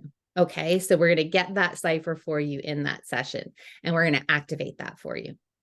That's going to be done in a small group setting. So it'll just be an intimate, very small group of you coming together, and we'll be reading those for each of the people in that group.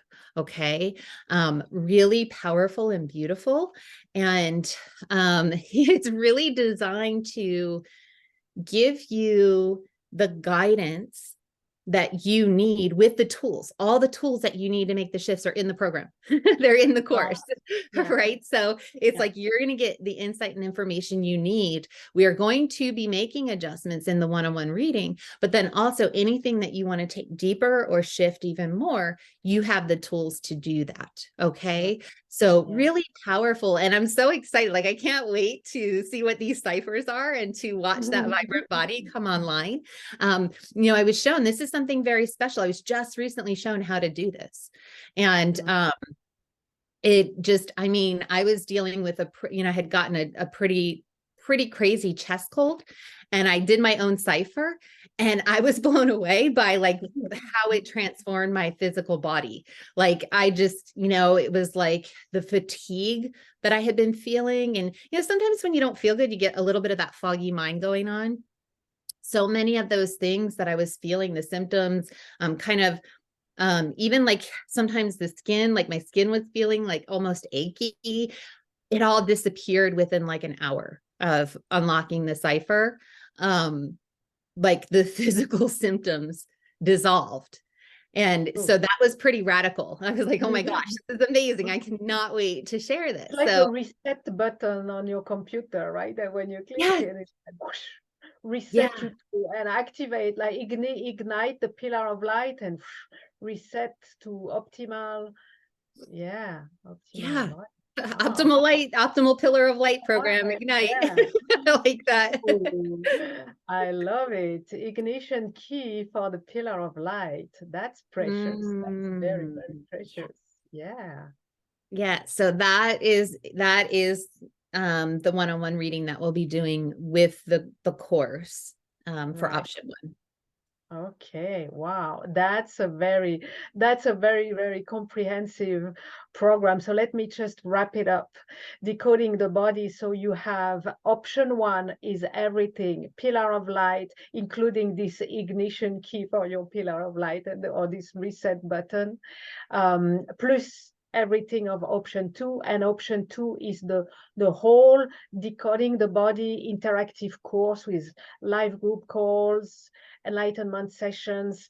I love the body primer intention call where we get to experience it's like having a benchmark of this is where we are heading when we're in ultimate function, good function. This is how it feels. It gives us such a motivation. Okay, now we feel how it feels. Now let's get to work to bring ourselves to that experience. So that's in the primer, body primer intention call. You have 3 enrichment PDFs, the soul light cellular activations, and the bonus that is this whole exploration of the sacredness of 9 aspects of the body. So that's the full package, and it is totally new and totally exclusive for Graceful Connections. So thank you for offering this to Graceful Pleasure. Connections. And it comes with a 2 payment option, even a 3 payment plan to make this this accessible. So thank you so much for, well, creating this, bringing all your magic into this very, very phenomenal creation, and offering it exclusively brand new to Graceful Connections. Thank you so much, Amanda. That's very, very My exciting. pleasure. You know, I think something that's so important for us to remember is that the magic comes when we master the fundamentals. Right. I Yeah. played sports Yeah. as a kid, and I know that I would spend hours mastering the basics, just hours and hours and hours, just over and over again, mastering the basics. And then I would go to practices and the coaches would be like, oh my gosh, like, you're doing so well, like all these things. But it was the fundamentals, the basics, mastering those. And that's what being able to identify the corruption codes and tune into the body and talk to the body. This is all designed to get you into your talking to the body. So you might find as you're going through and utilizing these tools that the ways in which you talk to your body, once you master kind of the processes, the way that you start to talk to your body and engage with your body will become more efficient. You might find that you're shifting things in the moment rather than having to go through a process when you've done it enough. Right. But the consistency really is the key. And so that is built into this is, again, how do you create the consistency so you follow through on what you have promised yourself, right? This is a promise to yourself. To do, like you said, Sophie, the self-care. This is the soul self-care in this case. Like, what is the promise you made to yourself? And when we dissolve that matrix of lies and illusion, we really are allowing you to step into the space where that consistency is internally driven, right? You don't need to go to someone and be like, okay, check up on me and make sure I'm doing what I'm supposed to do. You're internally driven to take the actions that really serve you at the highest level. That's what this is all about, is about you being nurtured and supported and cared for in that higher way that your soul's really calling forward for you. Yes. And what I'm hearing is kind of we need to be serious in the sense of, it's more that if we're serious with ascension, we need to be real with that, and bringing this degree of intimacy of the soul and the body. If we're serious with ascension, we need to be serious with that as well. It is foundation work, and we need to be honest with ourselves in that respect. Yeah, because otherwise we're just painting a broken, a wall with a hole in it. We're just painting over the hole. We're not patching the hole. We're not fixing the wall. We're painting over what's there. And ultimately, there's going to be an issue. Something's going to happen with that hole in the wall. You're going to go, shoot, should have just patched the hole or fixed or, whatever needed to happen with the wall in the first place. So Yeah. Yeah, absolutely. Well, it's time to operate in the soul body intimacy. That's how it looks to me. A soul body intimacy, like as you said, a soul self care. So wonderful. Thank you for offering that. Now, we'd love to have an experience. We've discovered so much. We've been intrigued, and yeah, you've revealed so much and presented, offering this whole new creation. Now, in addition, we would like to have an experience with you, Amanda, right now, and you're going to lead us on a cognitive looping discovery guided journey. So if there's anything that you need to share about it, please do. And when you are ready, get started. Take us there. Thank you. Yes. So the important thing I want you to recognize through this is how quickly we can do this. Okay, this is not going to be a long process at all, because we have the capacity to uncover information within our own being very, very quickly when asked the right questions. Okay.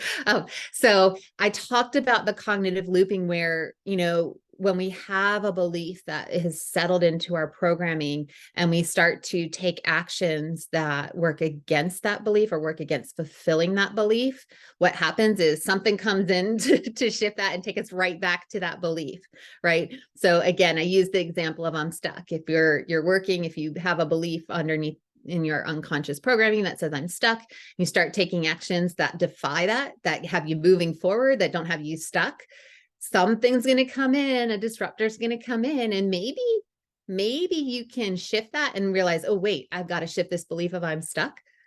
But if you don't, you're in a loop right back, right? So we want to find out what is that number one belief that's causing you to use the most of your energy in that looping pattern, right? What's the one that's eating up most of your energy, that's not allowing you to have that energy available for your cognitive processing, for interpreting your environment, your body, your life accurately from a soul perspective. Okay. So I want you just to settle in. Sophie set such a beautiful stage for us here to where we could really be settled in our bodies.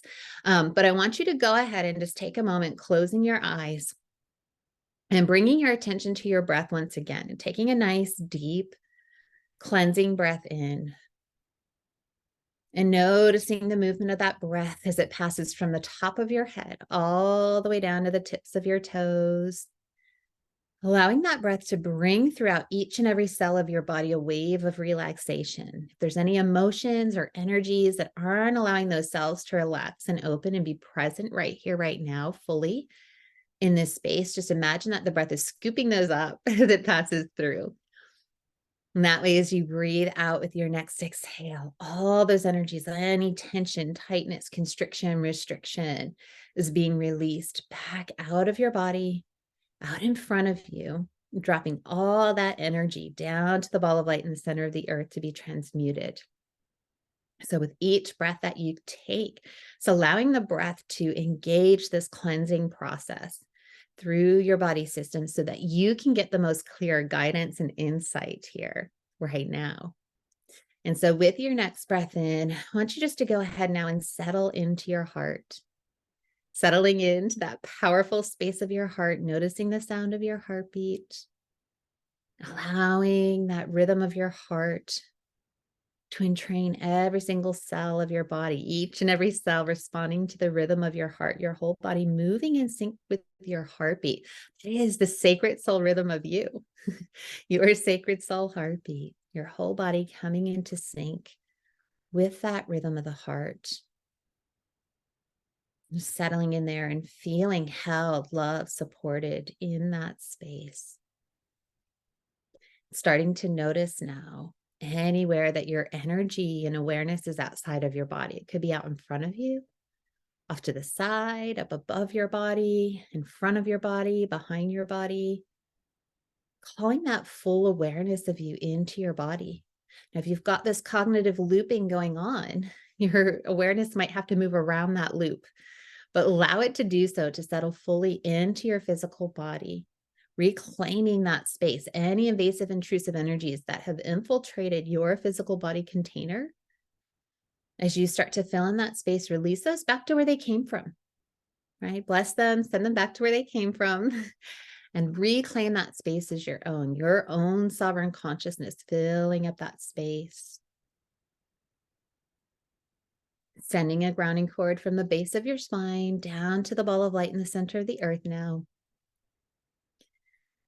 As that grounding cord is connecting into the ball of light, notice any lower level energies that don't allow you to feel stable, strong, and secure through the sacred connection to Mother Earth.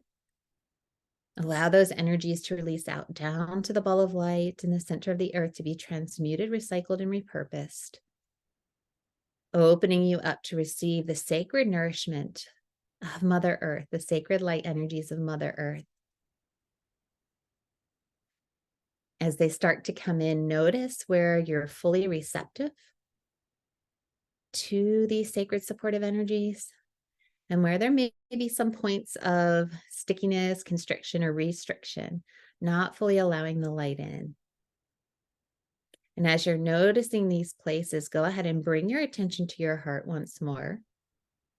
Settling into your heart, we're going to go ahead and activate some purifying white crystalline light energies and allow those energies to emanate out from the heart, filling in the heart, the chest, the lungs, all the way throughout the body.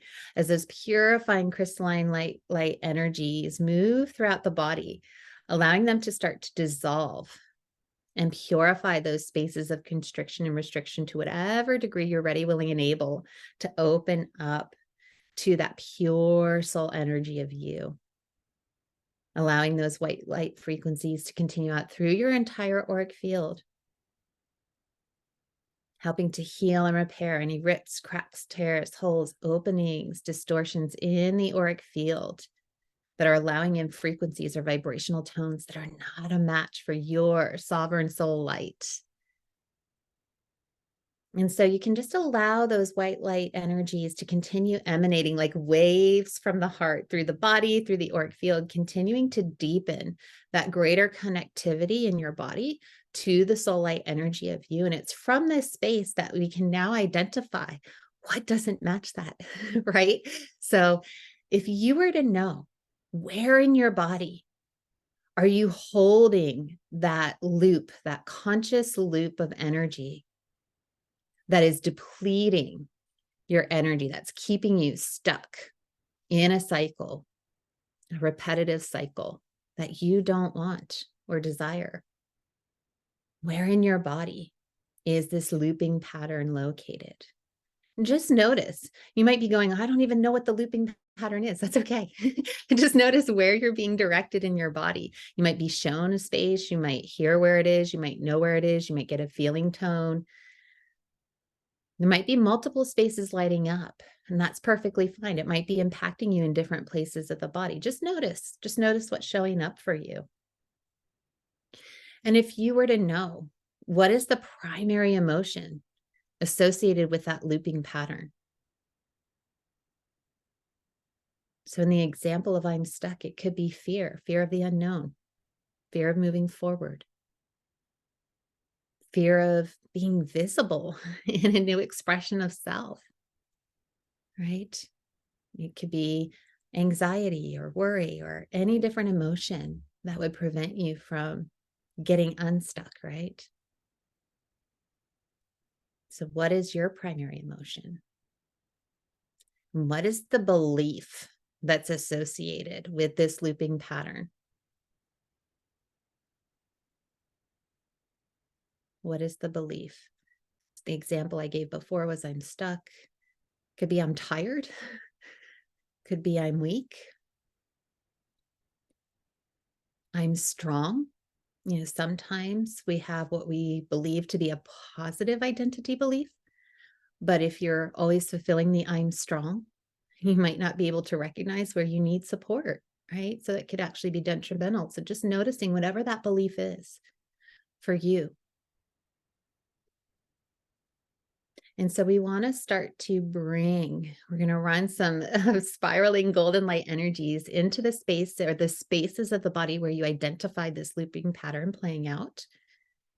I'm just going to start to allow that greater soul awareness and consciousness to come in and open that space up to a new perspective.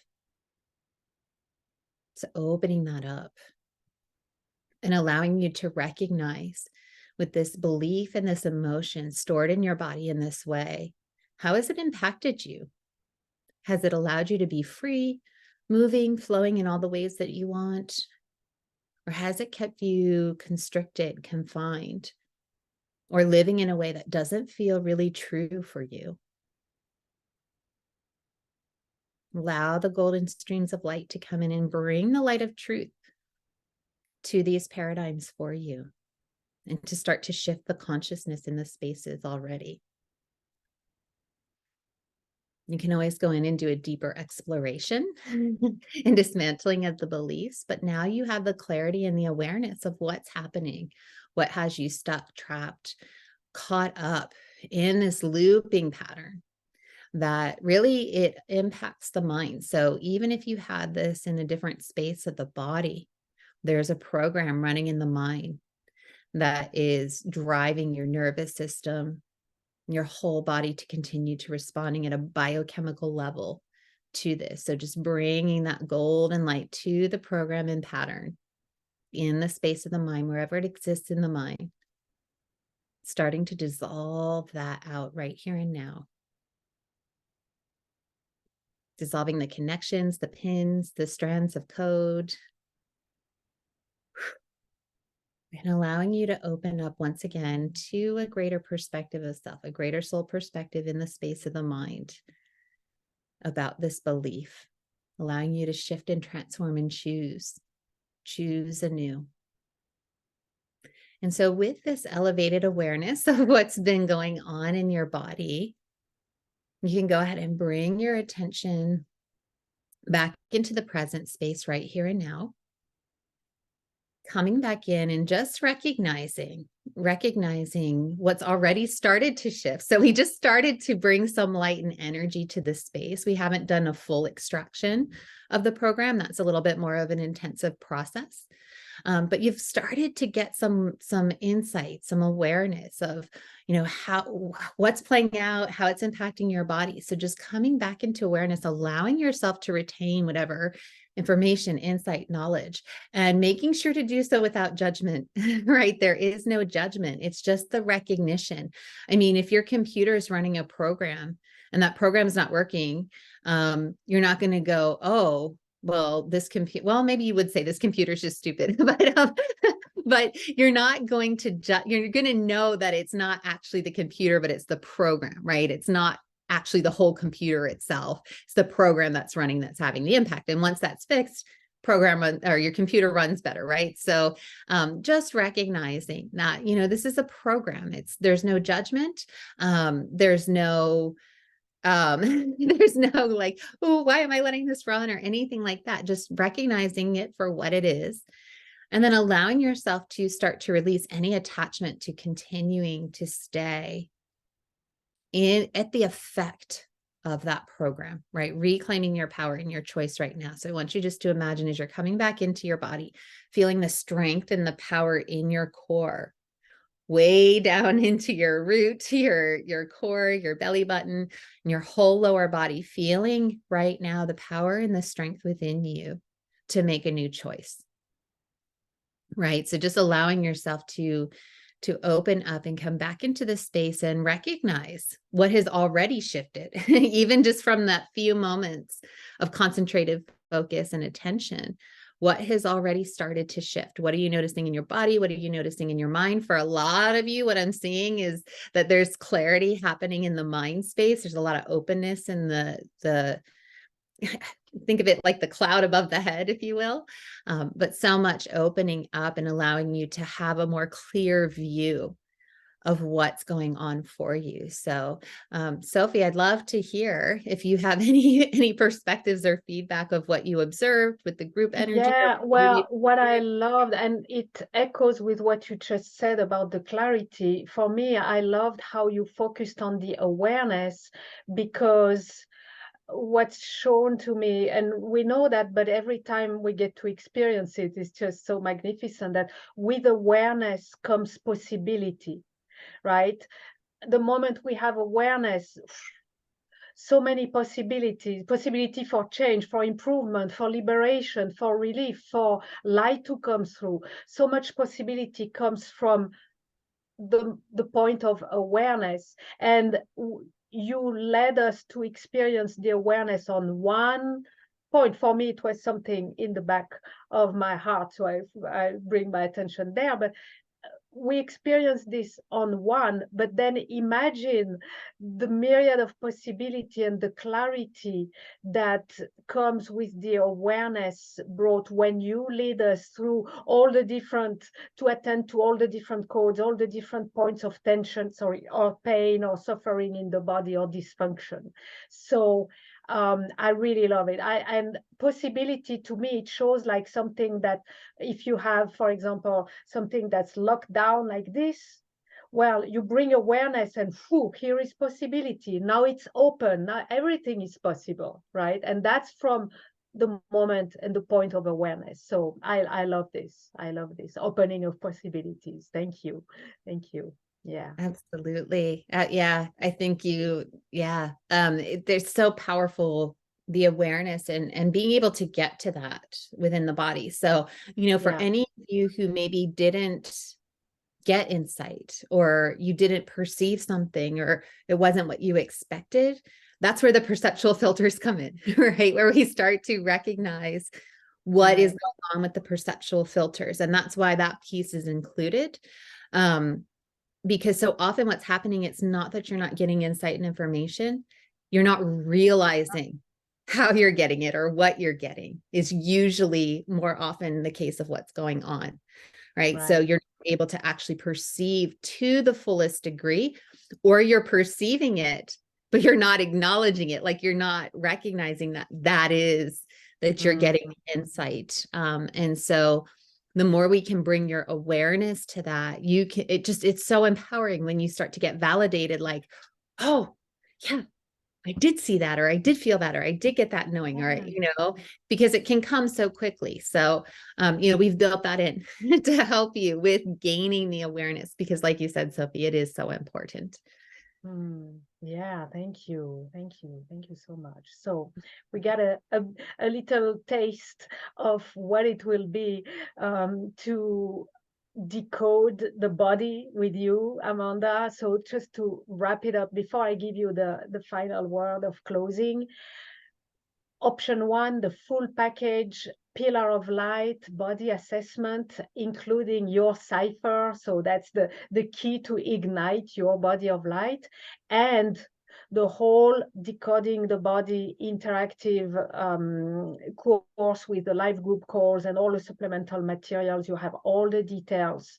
Option two is decoding, is everything but the body of light, the pillar of light, pillar of light, and the cipher. And so make sure to check it out on gracefulconnections.com/Amanda2, or simply scroll down the page. You have all the details for this very comprehensive offer, exclusive, brand new 2 payment option, 3 payment option. Now, we meet again on Friday, November 3rd at 9 a.m. Pacific with Amanda for intuitive readings galore. It's going to be a live call. Amanda will do readings. The question will be, what's my number one cellular corruption code? So we're going to get very personal, very specific. That's going to be fantastic. Of course, if you can't attend the live call, make sure to request your reading in advance and then catch up with the replay to receive Amanda's insights and wisdom. And you have the link as well in the video description. Amanda, is there any word of closing that you would like to offer? You've offered so much already, but if there's any closing, please. Yeah, I feel like with our bodies, we're in our bodies, right? There's no escaping that in this incarnation. You are in your body and you have a relationship with your body. And as we foster and nurture an empowered relationship with our body, where we are really witnessing our body with accuracy, with what is going on, what's happening, what our body is wanting to bring through. Our body wants to bring our soul expression through, and it really is guiding us in that. So when we can really start to recognize the way in which our body is serving us in our soul journey and what we came here to do, from a greater expanded soul perspective and perception, it's so empowering and inspiring, but it also allows and enables you to have a radically different experience of life. It's been my experience, and it's been the experience of many clients that I've worked with, really sharing how the focus of shifting the flow in the body has impacted so many areas of life, right? If you're in a relationship that's not working out so well, it could be that that's not meant to be the relationship for you. If you're in a home that really isn't your home to be in, you can get a different home, but you have one body, right? This is your body, this is your vehicle, and this is your vessel, and it is designed the way that it is for you. And so really just, thank your body, love your body, get into appreciation for your body right now as much as you can. But then also recognize that,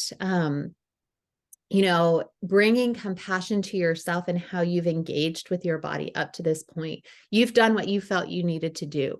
And so have a lot of compassion for yourself, have a lot of love for yourself, recognize that everything you've done has led to this point where you could actually hear and receive this information with us here today. So be grateful for that in whatever form it came. I know for me, some of the hardest experiences in my life are what propelled me into the greatest joys.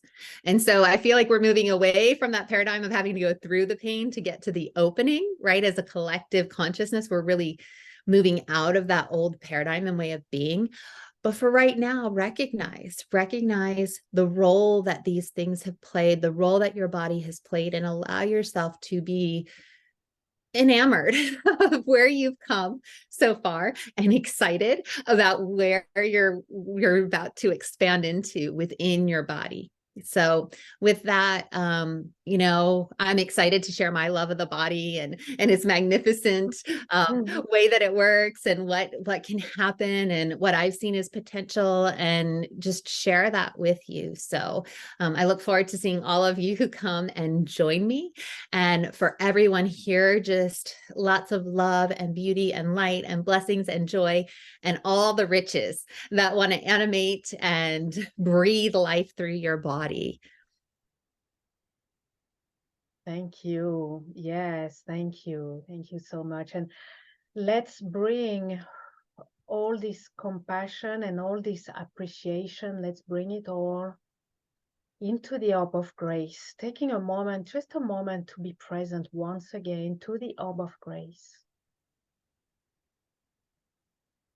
Allowing it to remain there, holding us, holding all that we have received today, all that we have experienced, all that we're not even yet aware that we have received, allowing it to come through, to settle in,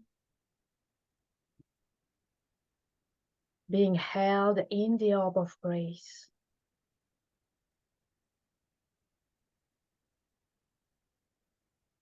For as long as it serves our highest good, our evolution, and the highest good of all.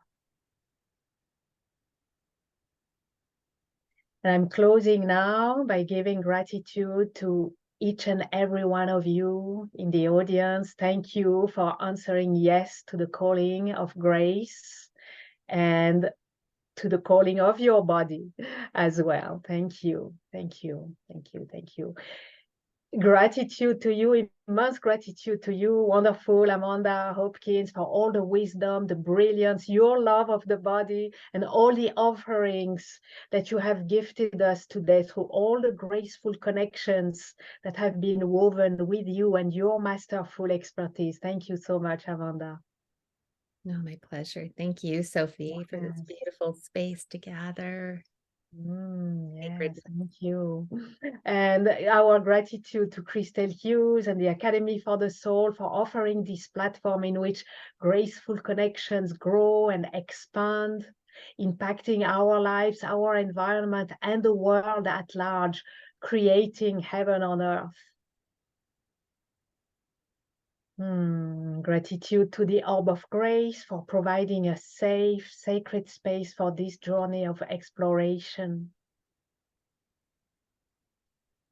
And gratitude for all the grace that we are blessed with at every moment, whether we are aware of it or not.